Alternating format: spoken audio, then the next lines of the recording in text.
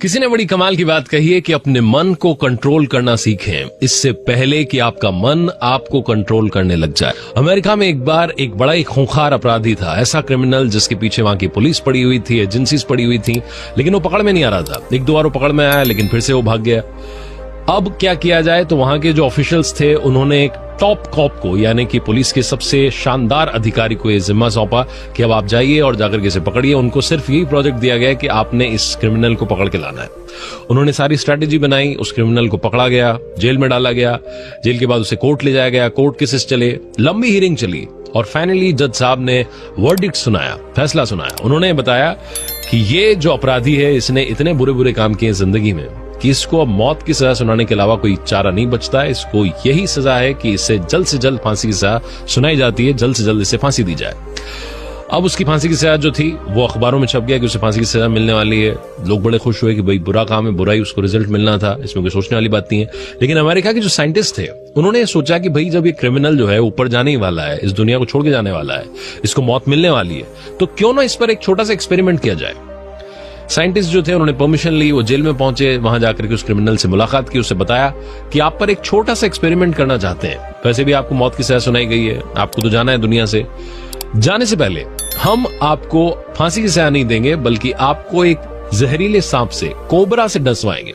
उसके बाद आपकी मौत हो जाएगी। ऐसी कोई घबराने वाली बात नहीं। उसको ऐसा थोड़ा समझाया गया। उसने कहा तो मुझे जानने की कोई ऑप्शन तो है नहीं, तो जो है वो ठीक है।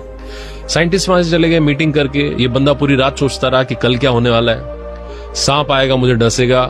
उसकी जिंदगी में आज तक उसने ऐसा कोई एक्सपीरियंस नहीं किया था। फिर उसे लगा कि उसने इतने बुरे बुरे काम कर दिए कि जब इतने बुरे काम हो ही गए तो अब तो इससे बुरा कुछ हो नहीं सकता है, यही शायद मेरे लिए ऊपर वाले ने लिखा होगा। ये सोच करके वो फाइनली 1-2 घंटे रात में सो गया। अगले दिन सुबह हुई, वो टाइम जो डिसाइडेड था, साइंटिस्ट आए और साइंटिस्ट जो आए उन्होंने एक रूम में उसको लेकर के गए, उसको चेयर पर बैठाया गया। अब ये बंदा घबरा रहा था कि क्या होने वाला है, सांप लेकर के आएंगे। इसकी आंखों पर पट्टी बांधी गई और साइंटिस्ट जो थे वो इसके पास आए।